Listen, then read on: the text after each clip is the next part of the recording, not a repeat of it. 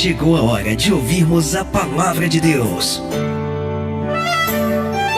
Momento da palavra. Momento da palavra.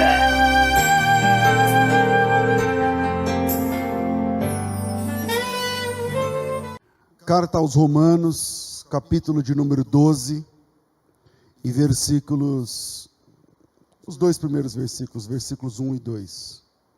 Romanos, capítulo 12, versos 1 e 2.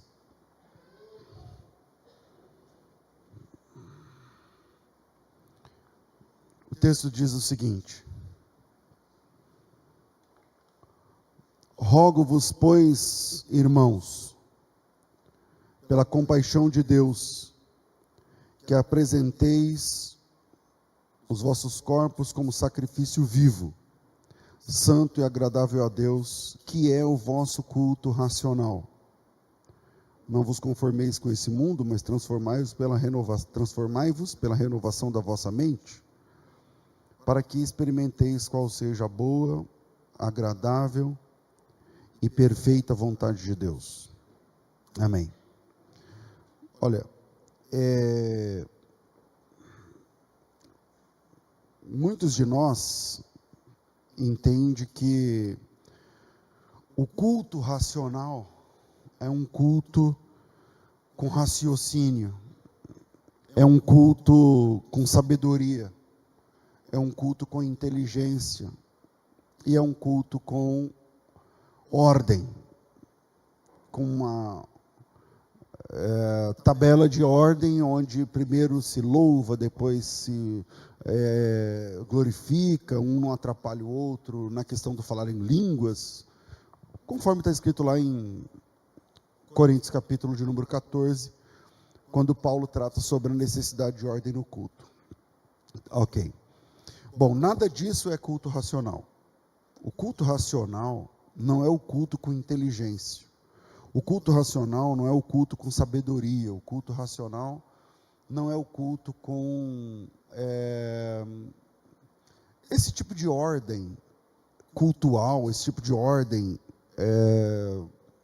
que eu estou dizendo, esse tipo de reverência e etiqueta, onde um espera o outro e tal. Bom, não é isso que o texto está chamando de culto racional.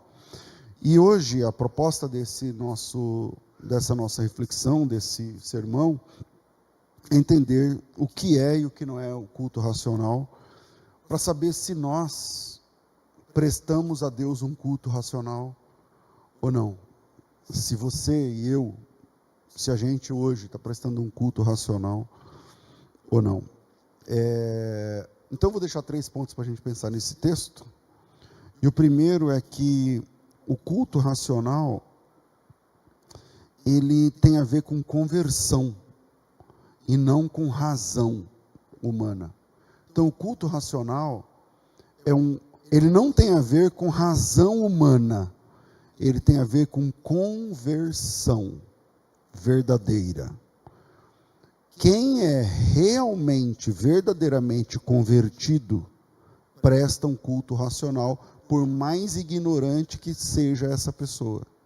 E quem não é convertido realmente, está de brincadeira na presença de Deus, não presta um culto racional, por mais culto que seja esse homem, ou por mais capacitação que tenha essa pessoa. Então, primeiro, o culto racional tem a ver com conversão, e não com razão.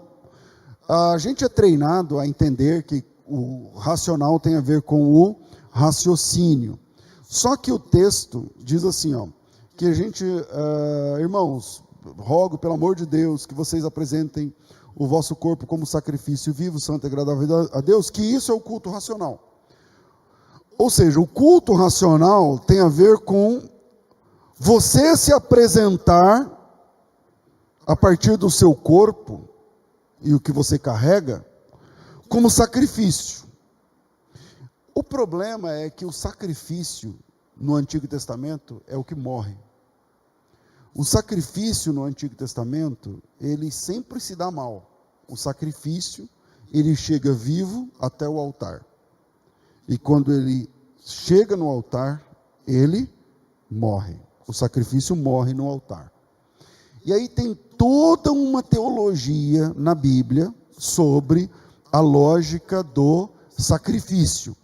Eu tenho falado nos últimos meses que o altar, o sacrifício, ele é o centro da adoração no Antigo Testamento. O centro da fé naquela questão judaica não é a obediência. O centro da fé judaica é o sacrifício. Tudo girava em torno do sacrifício. Quando Jesus Cristo começa o seu ministério, existe uma outra lógica. As pessoas mudaram da lógica do sacrifício para a lógica da obediência. Pastor, quer dizer que a gente não precisa obedecer? Não, não é isso. Precisamos obedecer. Mas o centro da salvação, o cerne, o fulcro da fé no Antigo Testamento, não é a sua perfeição, era o seu sacrifício. Porque se é a sua perfeição, então a sua perfeição te salva, então você se salva. Mas não é essa a lógica. A lógica era o sacrifício. Você era perdoado não porque você é bom, você era perdoado a partir do sangue inocente que escorria no altar. Sempre foi assim.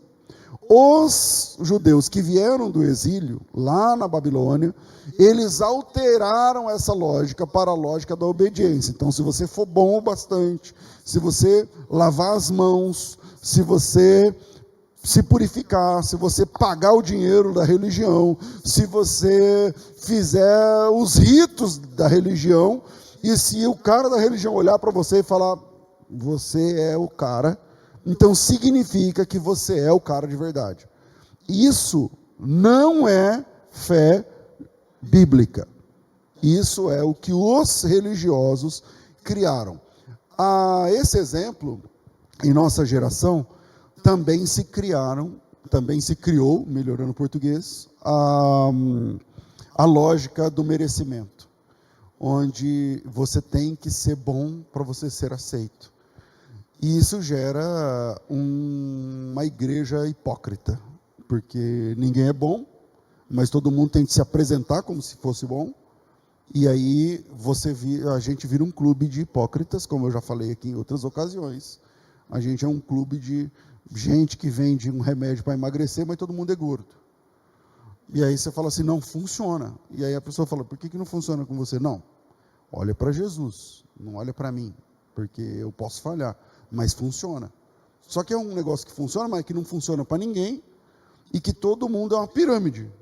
A religião atual é um estilo de pirâmide, onde todo mundo compra um sonho, e que se diz que funciona para todo mundo, mas na verdade não funciona para ninguém, e que você tem que empurrar esse negócio para frente, e você tem que trazer pessoas para cá, para comprar esse sonho que não funciona para você, mas que você diz que funciona, e que vai funcionar na vida do cara que trabalha com você na firma, e estuda com você no colégio, e é seu vizinho, é seu amigo, e você fala, não, você tem que ouvir esse pastor, você tem que ouvir essa igreja, é nessa igreja, é aqui, e tal, e tudo vai funcionar, e o cara compra esse pacote que é esse sonho, e que não funciona para você, mas ele acha que funciona, porque você fala que funciona, e que não vai funcionar para ele, e quando ele perceber, ele também se tornou um hipócrita, e ele está dizendo que também funciona para ele, mas não funciona, e ele vai levando para outra pessoa, e isso vira uma pirâmide.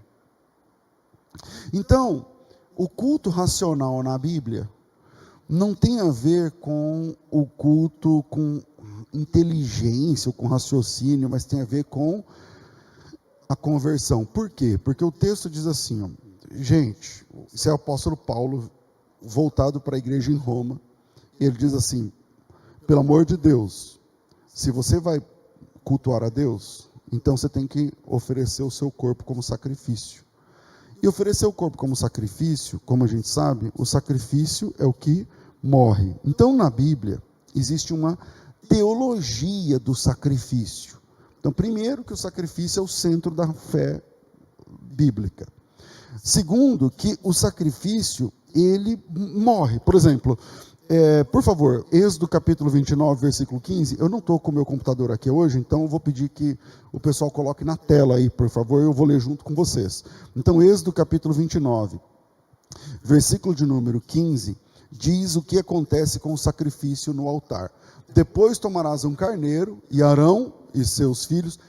Se você está a fim de aprender mesmo em profundidade os próximos minutos, se liga aí nesse tema aí, Arão.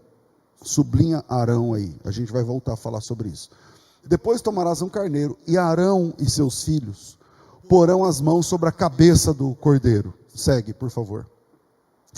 Imolarás o cordeiro e tomarás o seu sangue e jogarás sobre o altar ao redor. Partirás o carneiro em seus pedaços, lavadas as entranhas, as pernas, as porás sobre os pedaços e sobre a cabeça. Assim queimarás todo o carneiro sobre o altar. É holocausto ao Senhor. É aroma agradável, oferta queimada ao Senhor.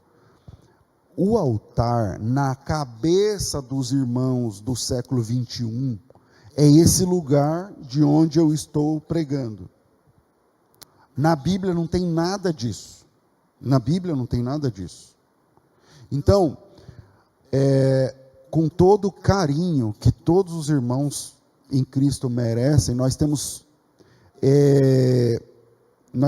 compreensões diferentes, e essas compreensões nos foram legadas a partir da cultura a qual fomos ligados. Então, por exemplo, nós temos recebido nos últimos anos vários irmãos que vieram, por exemplo, da congregação cristã. Na congregação cristã, eles não podem orar de costa para o que eles chamam de altar, ou de púlpito, de sei lá o quê. Por quê? Porque na compreensão deles, esse lugar é mais importante do que esse. Então eu não posso virar as costas. Eu tenho que orar de joelhos de frente. Bom, acontece que esse lugar não é mais importante do que esse, que você está sentado. A disposição, o layout da nossa reunião não importa. Não interessa, podia ser uma roda com o pregador no meio. Podia ser todo mundo em volta da igreja sentado, e o pregador só precisa de um espaço, um lugar onde as pessoas veem e ouvem. O layout não interessa. Isso aqui não é um templo. Isso aqui é um prédio para a gente se abrigar da chuva e do calor e do sol. O templo no Novo Testamento não é o lugar onde vamos. O templo é quem nos tornamos a partir da conversão. Porque na Bíblia Deus mora em gente. Deus habita pessoas. Um Deus vivo precisava de uma casa viva para habitar, a partir da qual ele fala, a partir da qual ele é ouvido, a partir da qual ele trata. Então Deus habita em seres humanos. Isso é Atos capítulo 7, a pregação de Estevão. Deus não habita em templos feitos por mãos de homens. Então pouco importa de onde está o pregador. Eu posso estar aqui, eu posso estar aqui embaixo, eu posso estar lá no fundo. Se eu estou pregando, então é a palavra de Deus que está sendo falada. Se outro está pregando, eu sento e escuto. E não importa, não interessa os apetrechos da religião no cristianismo não são importantes. Jesus não usava a roupa do sumo sacerdote. Jesus não usava o espaço sagrado que o pessoal da religião usava. Então, voltando aqui, eu li aqui Êxodo capítulo 29, do versículo 15 em diante até o 18. E aí, o sacrifício, nesse caso aqui, o cordeiro, a vida dele acabava no altar. A vida dele terminava no altar. Ou seja, o culto racional é o sacrifício. O culto racional, o culto verdadeiro, o culto que Deus aceita, é o culto do cristão cuja vida para o mundo termina no altar. Conclui-se no altar. Ele morre para o mundo.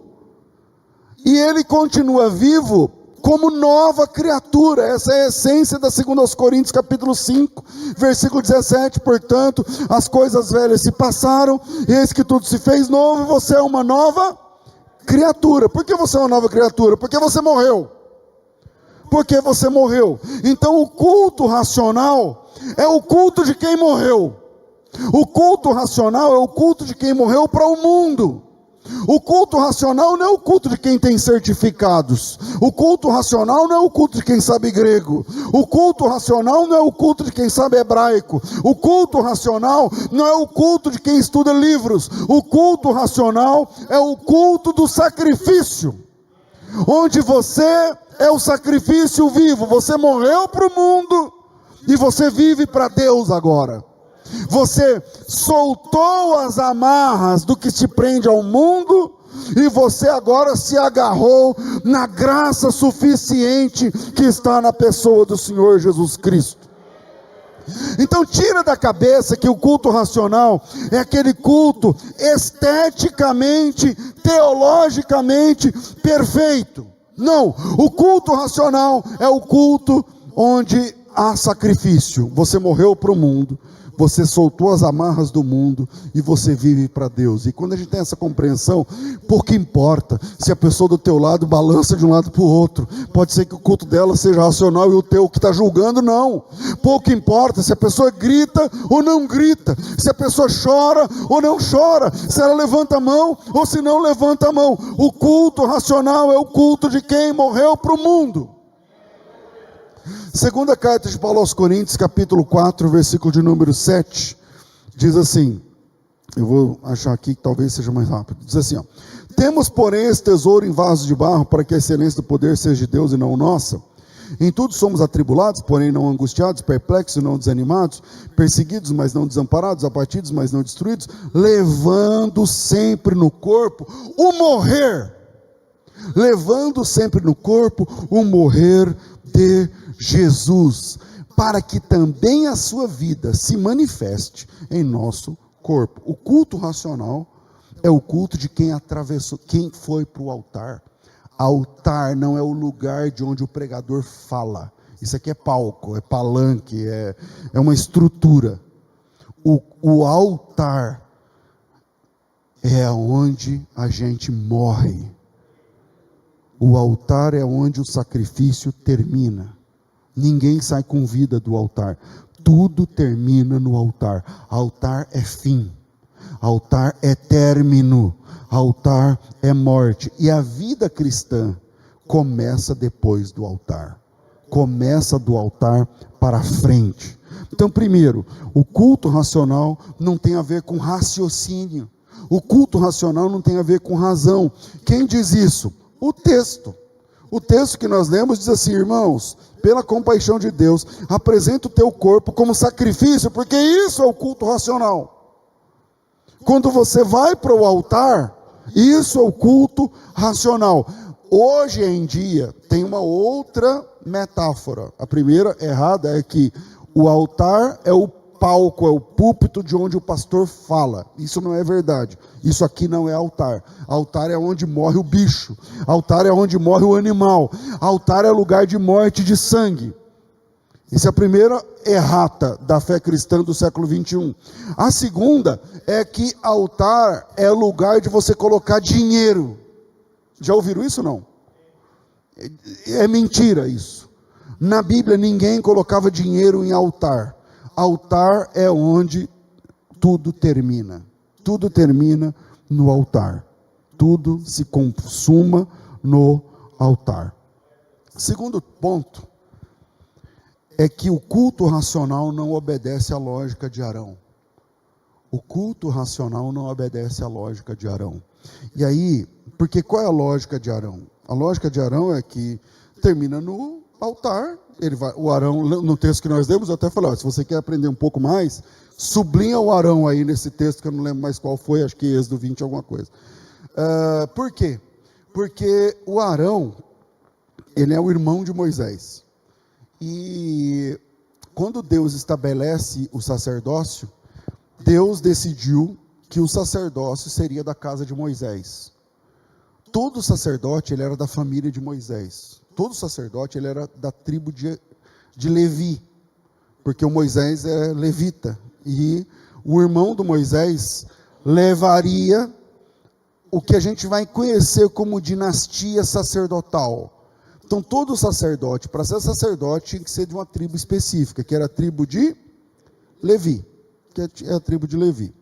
Bom, qual é a questão da lógica da lógica que eu vou chamar aqui do sacerdócio araônico?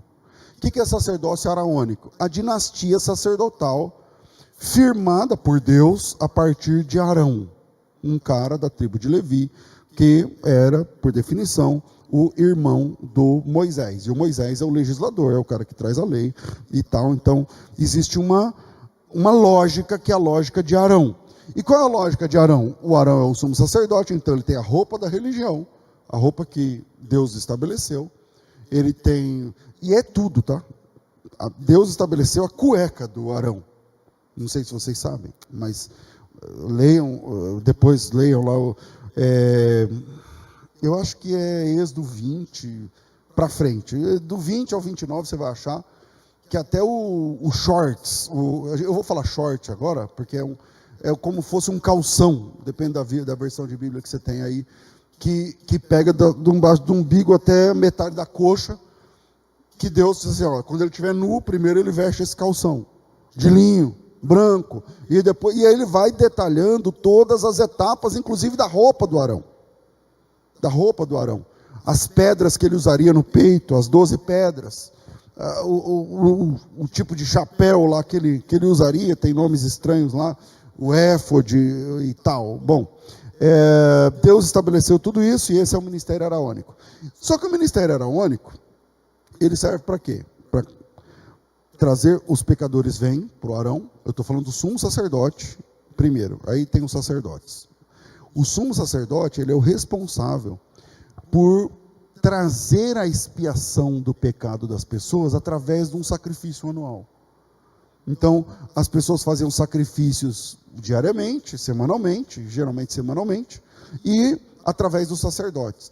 Uma vez ao ano, o sumo sacerdote, o Arão, e aí quando ele morria, porque o sacerdote morre, né, pessoal? Então, quando o sacerdote morria, então trocava.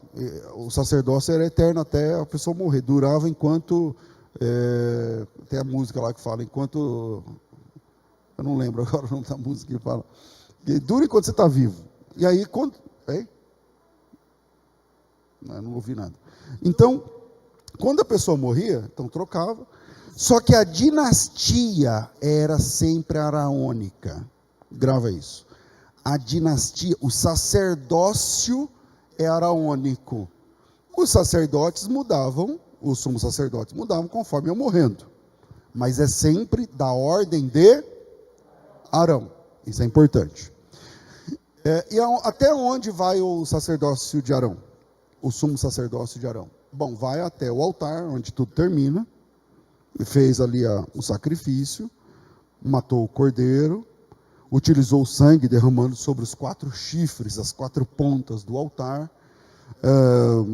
Cada sacrifício tem lá suas exigências, que não é o caso aqui, suas formas e exigências. E aí termina. Tipo assim, eu sou o Arão, minha função termina aqui. Termina no altar, porque o altar termina o animal, morre o animal, a gordura é queimada, a carne, depende da exigência do sacrifício, é levado para fora, ou dependendo, é queimada toda no altar. O altar tinha uma grelha, tipo uma churrasqueira, e aí tinha uma grelha ali onde ele colocava o animal, embaixo as brasas, acendia, a lenha, não era exatamente brasa, era lenha com fogo mesmo, e o fogo queimava o animal, e o cheiro que subia, a Bíblia chamava aquele negócio de cheiro suave diante de Deus. Bom, essa informação do cheiro suave e tudo mais, também está na Bíblia, em algum lugar que eu anotei, mas que não está aparecendo aqui agora, porque sumiu na minha anotação, mas a Bíblia fala que esse sacrifício subia como cheiro suave diante de Deus. Bom, ok. Só que o sacerdócio araônico terminava ali. o sacerdócio araônico terminava ali. Não tem como ir além da morte do animal. E o culto racional, ele transcende a lógica de Arão. O culto racional na Bíblia, para que você tenha um culto racional, o Arão não pode ser seu sumo sacerdote. Porque senão tudo termina no altar e no altar tudo morre. Então se você vai morrer no altar, então acabou, terminou. Só que na Bíblia, a gente sobrevive a essa morte como novas criaturas. E isso o Arão não dá conta de trabalhar. O ministério de Arão termina com a morte. Então a gente precisa, se a gente sobrevive a essa morte, e essa sobrevivência é a partir de uma nova criatura, então a gente está carente agora de outro sumo sacerdote. É por isso que o autor aos Hebreus, eu convido você a abrir a Bíblia em Hebreus capítulo 7, eu vou fazer a leitura, vai ser um pouco maçante, mas eu gostaria muito da sua atenção, e se Deus quiser a gente pode aprofundar um pouquinho mais. Diz assim, ó. Aí ele vai falar sobre o segundo sumo sacerdote, ou melhor, o próximo sacerdócio, que é o sacerdócio conforme a ordem de Melquisedeque. Olha aqui para mim, fala Melquisedeque. Esse nome é estranho, né? Melquisedeque, né? Em hebraico esse nome se diz Malchi-Tzedek. E vamos lá, Malchi é um nome composto, como separado por um hífen. Malchi-Tzedek. O Malchi, ele é a palavra Meler, que é rei, com o sufixo i. E em hebraico, o sufixo i, ele traz a ideia de propriedade. Por exemplo, El é Deus, Eli é Deus meu. Lembra de Jesus na cruz? Eli, Eli, Deus meu, é El mais I. Meler é rei. É que esse Kaf e Raf em hebraico é a mesma letra, mas é um ponto que diferencia.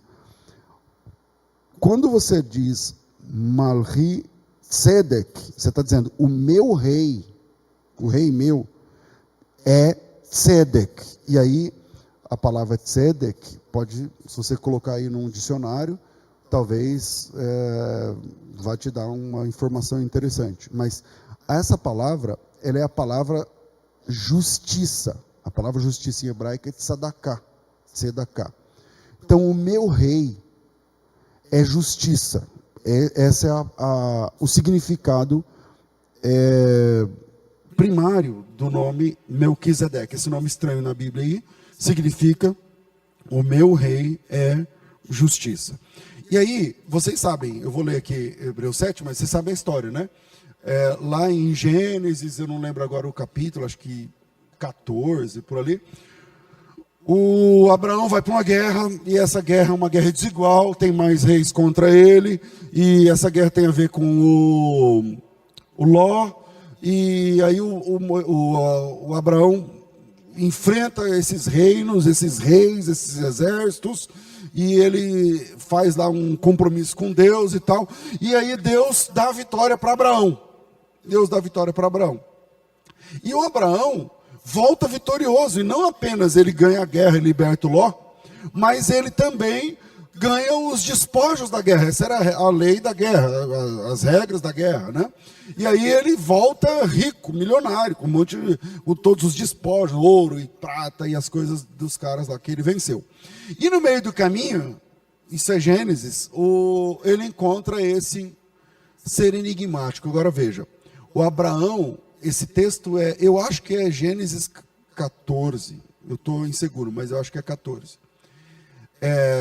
2 capítulos atrás, o Abraão estava conhecendo Deus. O Abraão conhece Deus por definição em Gênesis 12. Disse o Senhor a Abraão: Abraão, sai da tua terra, da tua parentela, para uma terra que eu te mostrarei, não sei o que lá. E aí ele conhece Deus há 2 páginas atrás. E quando ele está voltando dessa guerra, ele é um cara que anda com Deus há pouco tempo, ele não conhece Deus plenamente, Enquanto ele está voltando dessa batalha vitoriosa, é a primeira guerra que ele enfrenta, tendo Deus como seu mestre, seu mentor, seu norte. Ele encontra um cara chamado Melquisedeque. E esse cara, enquanto Abraão está conhecendo Deus, o Melquisedeque já é sacerdote, sumo sacerdote desse Deus. Não me pergunte como, eu também não sei. Eu sei que enquanto Abraão está conhecendo Deus, o Melquisedeque para ele e fala: você que está conhecendo Deus? Pô, eu mesmo. Eu trabalho para ele. Aí Abraão: você trabalha para ele? Como que? Eu sou sumo sacerdote. Abraão: o que é um sumo sacerdote? Porque não existe sacerdócio ainda. Eu não sei lá pelas quantas, o Melquisedeque. E ele é rei de um... obrigado. É 14 mesmo, né? Melquisedeque, rei de Salem. E Salem, em hebraico, é uma palavra irmã da palavra Shalom, que significa paz. Então, esse Melquisedeque, que é rei de justiça, o meu rei é justiça, é o significado, ele também é o rei da paz. Ele é rei de um lugar chamado Salem. E Salem parece ser um lugar, um nome antigo para Jerusalém. Aí a gente pode, uma hora, numa quinta-feira, tratar esse assunto. E aí, o Abraão, imagina o encontro. Você que está conhecendo Deus, aí voltando dessa guerra, eu mesmo, é comigo mesmo. Você que Deus falou para sair do seu lugar, sem saber para onde ia, sou eu mesmo. E aí, como é que você está se relacionando com esse Deus? Esse Deus é estranho, eu não consigo, eu falo com ele sempre, mas ele não fala comigo sempre. Ele, quando ele quer, ele entra em contato comigo e me dá ordens. Legal. Eu trabalho para esse Deus. Você trabalha para esse Deus? Como? Eu sou sumo sacerdote desse Deus. E o que um sumo sacerdote faz? E aí tem lá um encontro entre Abraão e Melquisedeque. E nesse encontro, o Moisés... eu vou errar o tempo todo, né? Vocês já sabem. Se eu erro uma vez, eu vou trocar o tempo todo. Mas quando eu falo Moisés aqui, é Abraão. E naquele encontro, Abraão, então, entrega o dízimo do lucro lá da batalha. Diante dessa situação, a Bíblia diz lá que o Melquisedeque apareceu sem genealogia, assim, ninguém sabia quem era o pai dele, quem era a mãe dele. Ele apareceu lá no Abraão.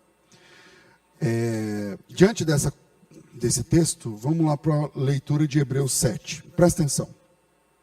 Diz assim o texto. Eu vou ler o último versículo do 6, só para efeito de contexto. Onde Jesus, como precursor, entrou por nós, tendo se tornado sumo sacerdote para sempre, conforme a ordem de Melquisedeque. Bom, temos uma informação aqui. Os sumos sacerdotes não duravam para sempre, porque eles morriam. É a morte que era o problema. Você é sumo sacerdote? Sou. Até quando? Até quando eu morrer. E quando você morrer? Acabou. Aí tem que ser outro. Então, havia troca de sacerdote na ordem de Arão, porque eles morriam. E aí entra Jesus como sumo sacerdote de outra ordem, a ordem de Melquisedeque. E a Bíblia diz que ele é sumo sacerdote para sempre. Bom, a gente sabe que ele é para sempre porque ele ressuscitou e venceu a morte. Versículo 1. Porque este Melquisedeque é rei de Salém, sacerdote do Deus Altíssimo, que saiu ao encontro de Abraão, quando Abraão voltava da matança dos reis e o abençoou.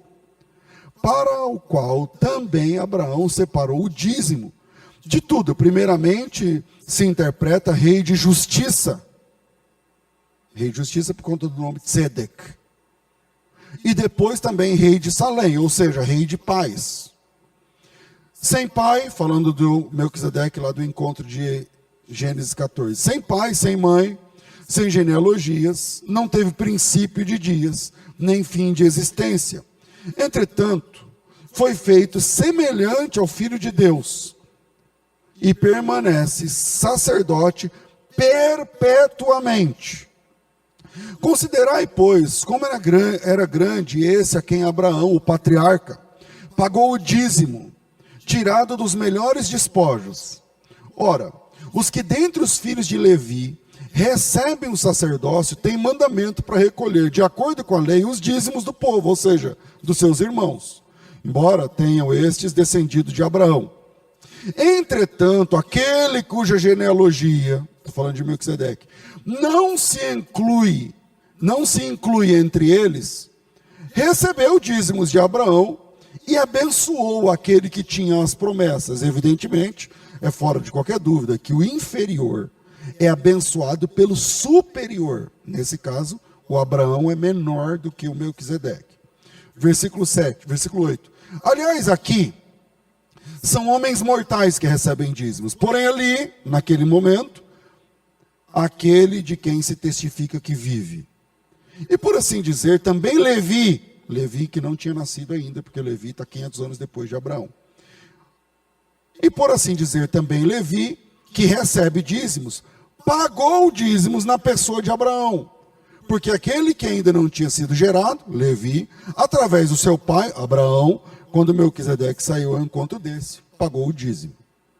Se, portanto, a perfeição houvera sido mediante o sacerdócio levítico, o que o autor está dizendo agora? Ele falou assim, olha, se esse ministério araônico fosse perfeito, repito, se, portanto, a perfeição houvera sido mediante o sacerdócio levítico, pois nele baseado o povo recebeu a lei, que necessidade haveria de que se levantasse um outro sacerdote segundo a ordem de Melquisedeque e que não fosse contado segundo a ordem de Arão? Qual era a necessidade de ter outro sacerdócio? Pois quando se muda o sacerdócio, necessariamente há mudança de lei. Pausa aqui.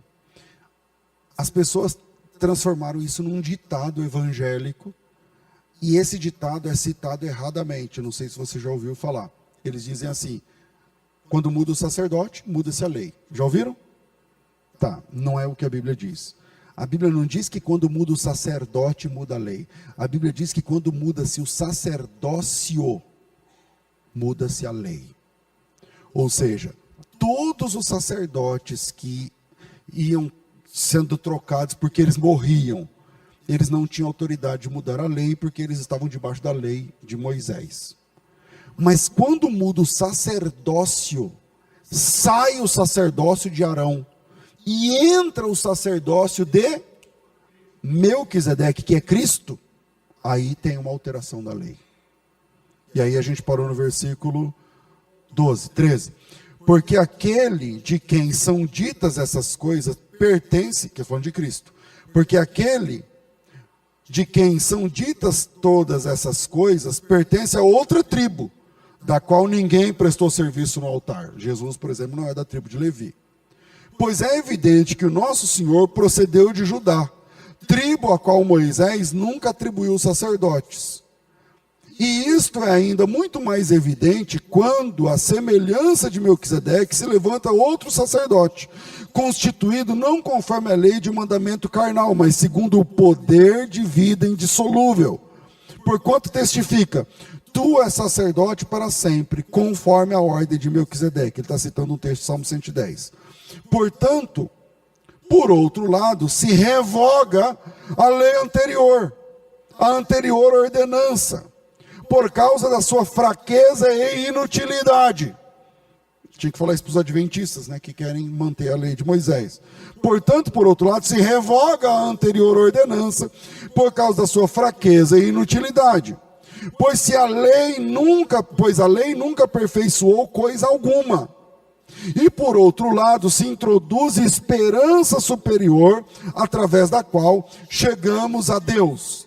E visto que não é sem prestar juramento, porque aqueles sem juramento são feitos sacerdotes, mas este com juramento, por aquele que lhe disse, o Senhor jurou e não se arrependerá, tu és sacerdote para sempre.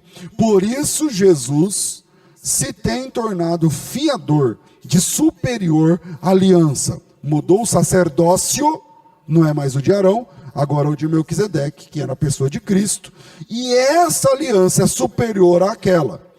Versículo 23, ora, aqueles são feitos sacerdotes em maior número, porque são impedidos pela morte de continuar. Então tem um monte deles. milhares de sacerdotes.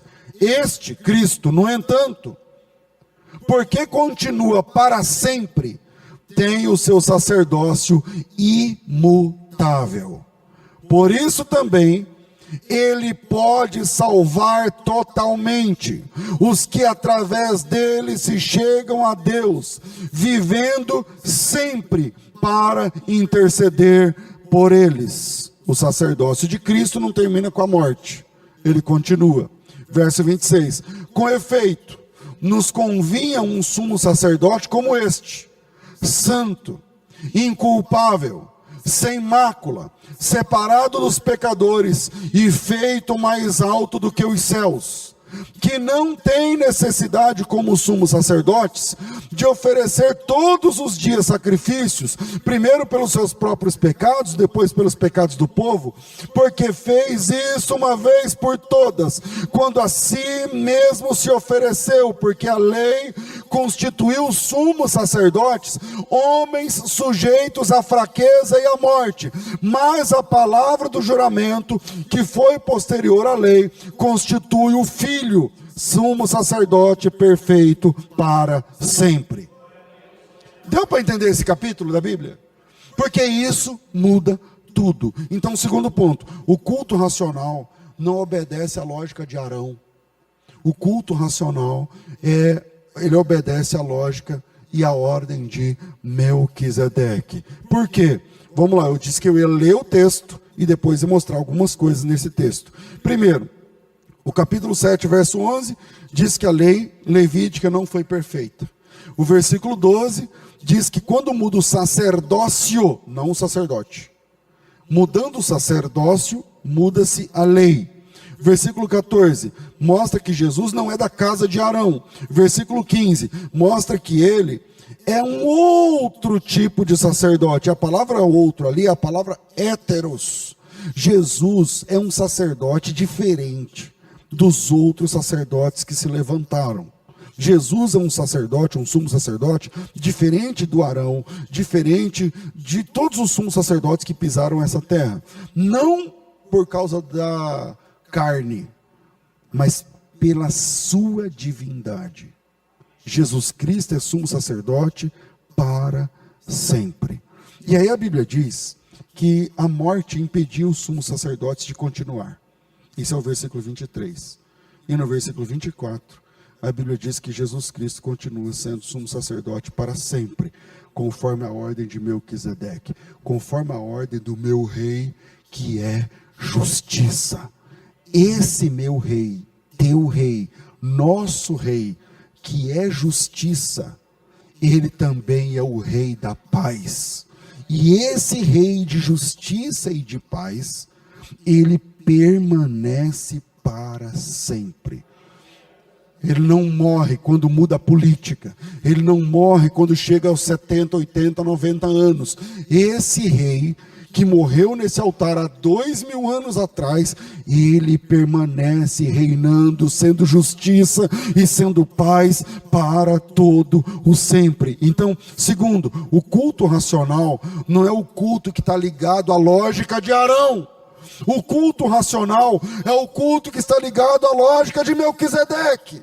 O seu sumo sacerdote não morre, ele venceu a morte. O teu sumo sacerdote, ele não é falho, ele é perfeito. O teu sumo sacerdote, ele não tem a necessidade de cada dia ficar morrendo novamente ou derramando sangue. Ele derramou sangue uma única vez, e essa única vez foi responsável por salvar todos os homens, aqueles que creem dentre os homens. Terceiro, o culto racional é o culto que supera o último amém. A gente tem uma situação para tratar, que é o seguinte. Eu dizia no primeiro ponto que se a gente não presta atenção nesses detalhes que a gente está falando aqui, a gente vira hipócrita. A gente vira um clube de gente que finge que é uma coisa que não é. Então e a gente é bom em fingir, hein? A gente é bom em fingir. Todos nós aqui já fingimos. Só que Deus não suporta fingimento.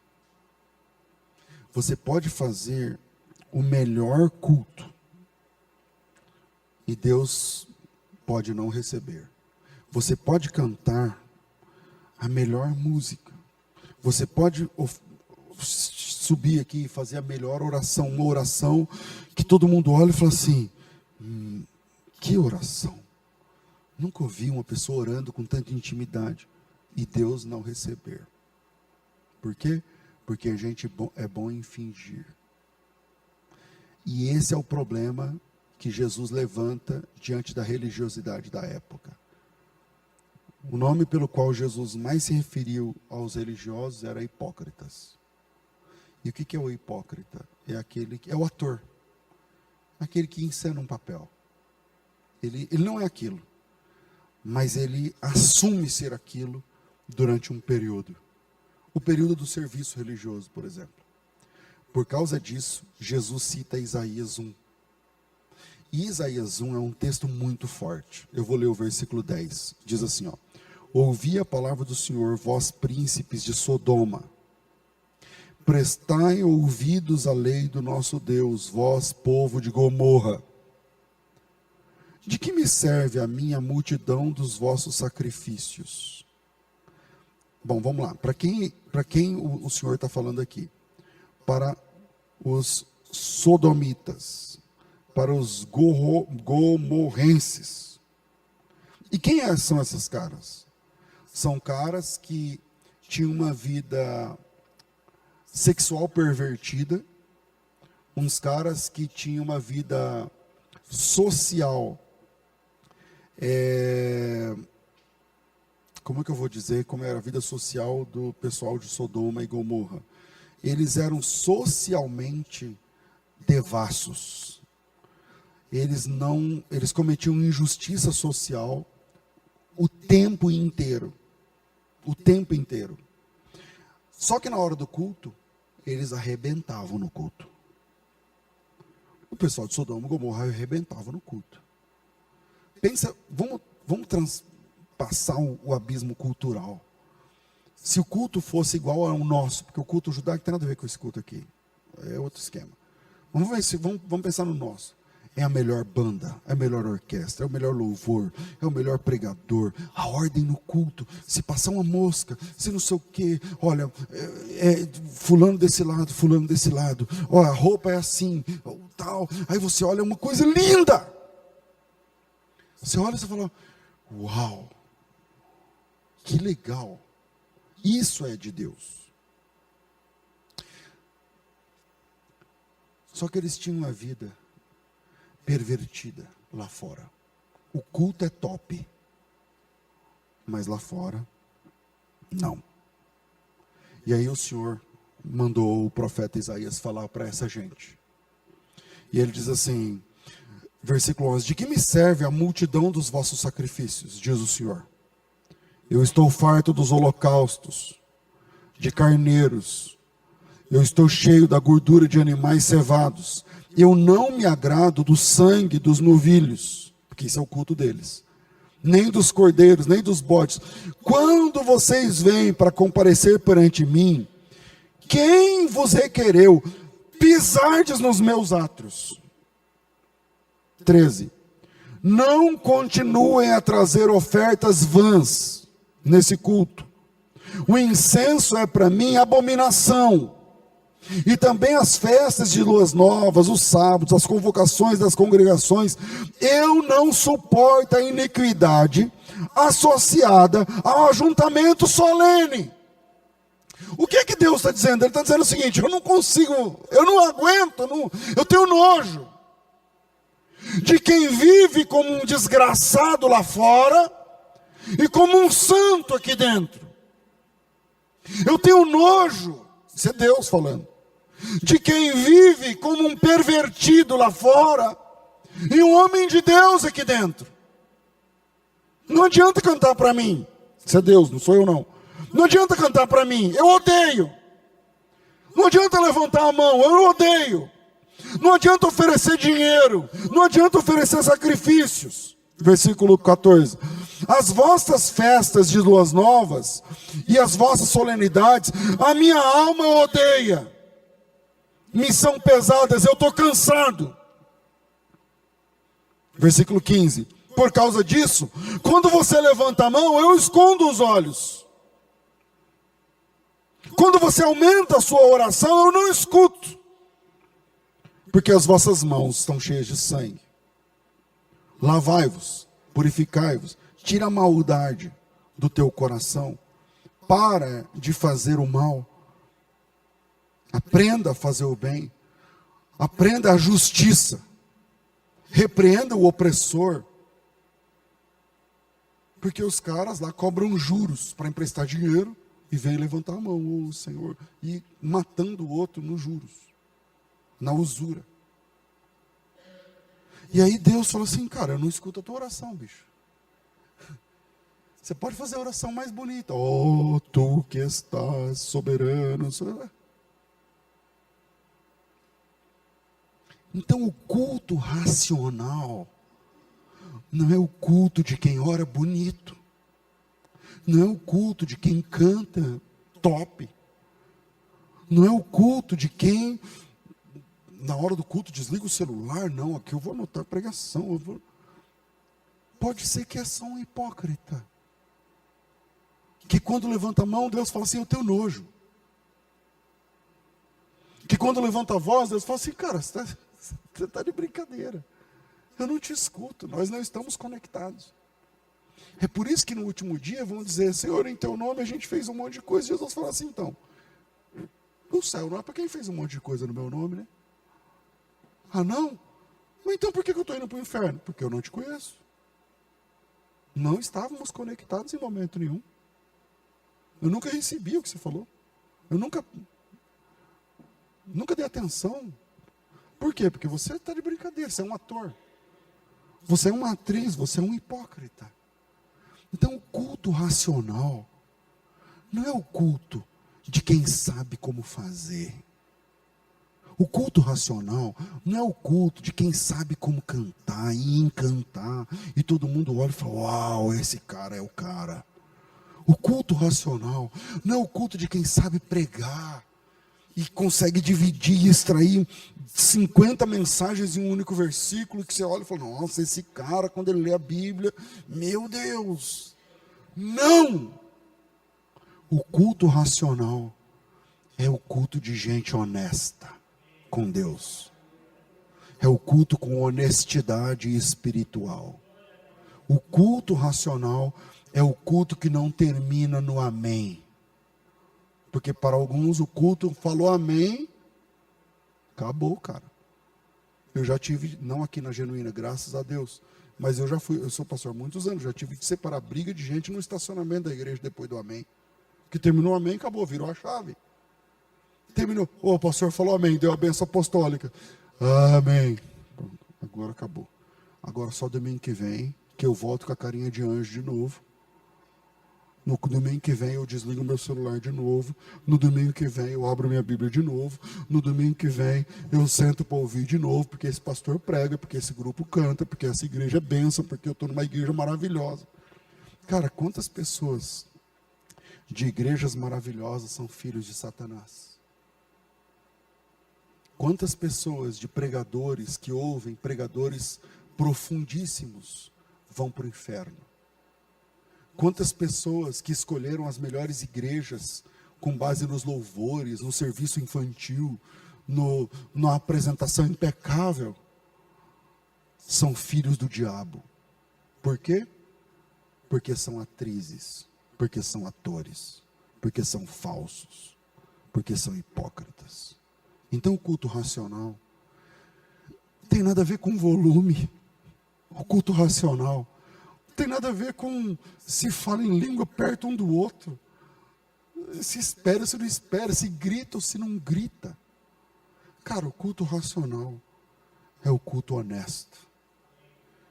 Onde você diz assim, Senhor, eu sou esse cara aqui. Eu sou esse cara. Eu sou essa mulher. Eu sou essa pessoa e eu não estou conseguindo. E o que é que o Senhor faz com quem não consegue?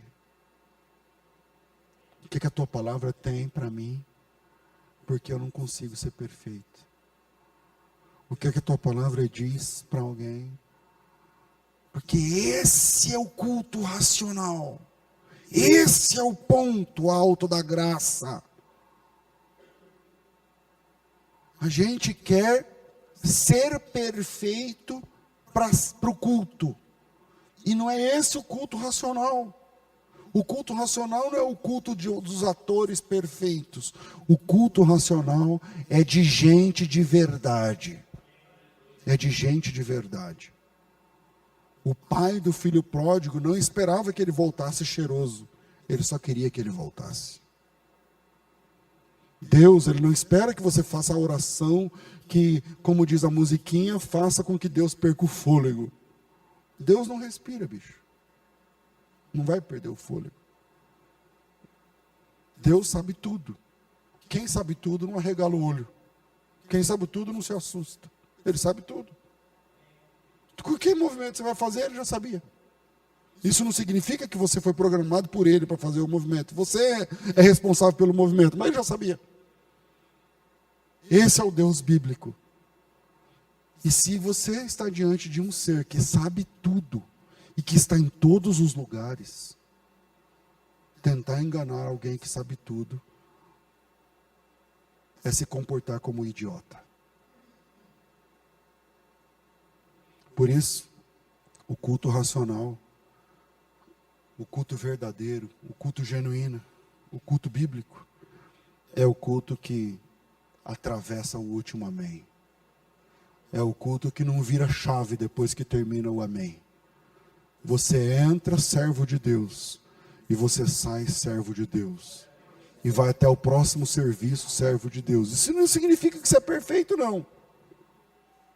Deus não espera que você nunca erre. Ele espera que você seja verdadeiro, honesto e honesta diante dele. Quando você é honesto diante de Deus, você fala: Senhor, é isso aqui que eu estou trazendo. O que dá para fazer? Eu estou abrindo, rasgando meu coração. E agora? Me ajuda. Aí um processo de restauração vai começar. Você vai cair outras vezes. Você vai errar outras vezes. Mas traga sempre a verdade. A verdade. Deus se movimenta e se manifesta tendo como piso, pano de fundo, chão, a verdade. É na verdade que você cresce. Porque se você não apresenta a verdade, você vai ser nota 10 em comportamento, porque você é um excelente ator, você é uma excelente ator. Nem tua mulher sabe, nem teu marido imagina, nem teu pai. E que dirá teu pastor, que só te vê de vez em quando. Se você consegue passar pela tua mulher, pelo teu pai, pelo teu marido, pela tua mãe, pelo teu filho, cara, pelo teu pastor isso é fichinha. Pelo ministério isso é fichinha. Você pode ser o melhor líder da igreja, mas ainda assim você será uma farsa. Por quê? Porque agir como hipócrita diante de alguém que sabe tudo é se comportar como um idiota. Deus abençoe vocês.